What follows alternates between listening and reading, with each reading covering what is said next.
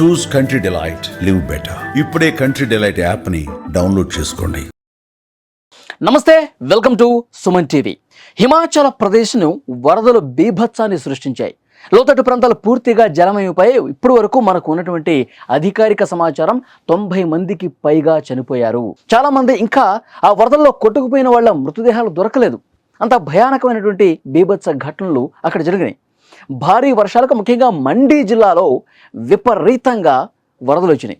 ఆ జిల్లా పూర్తిగా తన స్వరూపాన్ని కోల్పోయిన పరిస్థితుంది. ఎందుకంటే హిమాచల్ ప్రదేశ్ కొండ ప్రాంతం, పెద్ద పెద్ద కొండలు, బండరాలన్నీ కూడా కింద నివాస ప్రాంతాల మీద పడి ఆ వరద కొట్టుకొచ్చి అందులో కొట్టుకుపోయిన పరిస్థితుంది.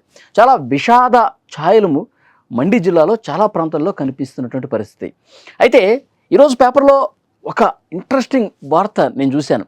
ఎందుకంటే వరదల్లో ఇంత అల్లకల్లోలం జరుగుతుంటే హిమాచల్ ప్రదేశ్లో ఒక కుక్క దాదాపు 67 మందిని కాపాడింది. అది ఎలాగో ఇక్కడ మీకు న్యూస్ క్లిప్ కూడా పేపర్లో ఉన్నది, మీకు చదివి వినిపిస్తాను ఒకసారి. భారీ వర్షాలతో అతలాకుతలమైన హిమాచల్ ప్రదేశ్లో ఓ పెంపుడు కుక్క అది అరుస్తూ ఉంది. 67 మందిని కాపాడింది. జూన్ 30న అర్ధరాత్రి సియతి అనే గ్రామంలో నరేంద్ర అనే వ్యక్తి ఇంట్లో కుక్క పెద్దగా అరవటం ప్రారంభించింది. నిద్రలేచిన నరేంద్ర నిద్రలేచి వెళ్ళి చూస్తే గోడకు పెద్ద పగుళ్ళు ఏర్పడ్డాయి. ఆ గోడ అప్పటి వరకు, అంతకు ముందు రోజు వరకు చాలా బలంగా పటిష్టంగా ఉన్న గోడ ఒక్కసారిగా కుక్క అరుపుతో లేచి చూస్తే ఏమైందిరా బాబు అని చూస్తే గోడకి పెద్ద పెద్ద పగుళ్ళు కనిపించినాయి. ఇంట్లోకి నీరు వస్తుంది. వెంటనే కుక్కతో పాటు కిందకి పరిగెత్తి అందరినీ నిద్ర లేపానని నరేంద్ర తెలిపాడు. ఈ కుక్క ఇచ్చినటువంటి అలర్ట్తో, ఆ సిగ్నల్తో వెంటనే కిందకి వెళ్ళిపోయి అక్కడ ఎవరైతే నిద్రిస్తున్నారో ఇంకా వాళ్ళందరినీ కూడా లేపాడనమాట. ఆ తర్వాత గ్రామంలోని ఇతరులను కూడా నిద్రలేపి సురక్షిత ప్రాంతాలకు వెళ్ళిపోవాలని చెప్పానన్నారు. అలా వారు వెళ్ళారో లేదో కొద్దిసేపటికి గ్రామంపై కొండ చర్యలు విరిగిపడి పూర్తిగా ఒక బేభత్సం చేసిన పరిస్థితుంది. అక్కడి నుంచి హుటాహుటిన అందరినీ నిద్ర లేపుకుంటూ వెళ్తే అది కొండ ప్రాంతం, వర్షం పడుతూ ఉంది, వరద వస్తూ ఉంది, గోడ కూడా పగుళ్ళు ఏర్పడితే ఏదో జరగబోతుంది, వరదన్నా వస్తుంది, లేకపోతే బండరాళ్ళన్నా పడే అవకాశం. ఎందుకంటే ఆ వరద వస్తుంటే పై కొండ ప్రాంతంలో ఉన్న పెద్ద పెద్ద రాళ్ళు కూడా వరద కొట్టుకొస్తాయి. అక్కడ కింద నివాస ప్రాంతాల మీద పడితే అందరూ స్మాష్ అయిపోతారు కదా. సో అట్లా ఆ కుక్క అరుపు విని ఆ పగిలినటువంటి గోడను చూసి అందరినీ ఒక్కసారిగా నిద్ర లేపాడనమాట.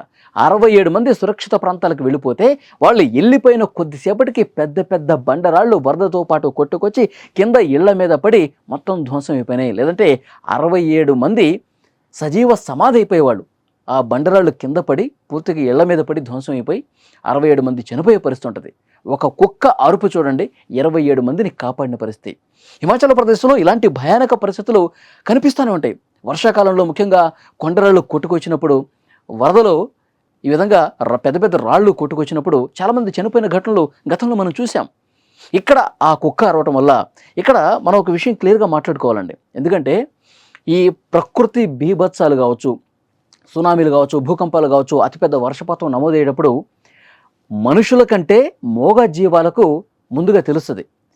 ఆ ప్రకృతి బీభత్సాన్ని పసిగట్టేటువంటి ఆ నైపుణ్యం అనేది మూగ జీవాలకు ఎక్కువగా ఉంటుంది.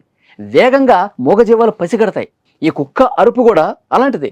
వెంటనే నరేంద్ర నిద్రలేచిన వెంటనే అతను అందరినీ, గ్రామం మొత్తం కూడా, ఆ కాలనీ మొత్తం కూడా అలర్ట్ చేసినటువంటి పరిస్థితి. 67 మంది ప్రాణాలు దక్కించుకున్నారు. మనం చాలా సందర్భాల్లో చూసాం, సునామీ వచ్చే ముందు పైన పక్షులు తిరుగుతూ ఉంటాయి, శబ్దాలు చేస్తూ ఉంటాయి. మనం చిన్నప్పుడు కూడా ఊళ్ళల్లో చూస్తే బాగా మేఘవృతం అయినప్పుడు తూనేగలు తిరుగుతూ ఉంటాయి. అంటే వర్షపాతం వస్తుంది, ప్రకృతిలో ఒక మార్పు కనిపించిందని ఒక సంకేతం పంపిస్తాయి అన్నమాట, పక్షులు కావచ్చు, జంతువులు కావచ్చు. సో డెఫినెట్గా ఈ కుక్క అరుపు అనేది ముందుగానే పసిగట్టింది, ఏదో జరగబోతోంది, ప్రకృతి విపత్తు రాబోతుందని. వెంటనే అలర్ట్ అయిన నరేంద్ర 67 మందిని నిద్రలేపి కాపాడిన పరిస్థితుంది. ఇక్కడ కుక్క 67 మందిని రక్షించింది. సో ఈ వార్త మీ అందరికీ చూపించాలనుకున్నాను. ఎందుకంటే మూగ జీవాలు ఎలాంటి పాత్ర పోషిస్తే మనుషుల ప్రాణాలు కాపాడటంలో అన్నది కూడా ఇక్కడ మనం అర్థం చేసుకోవాలి.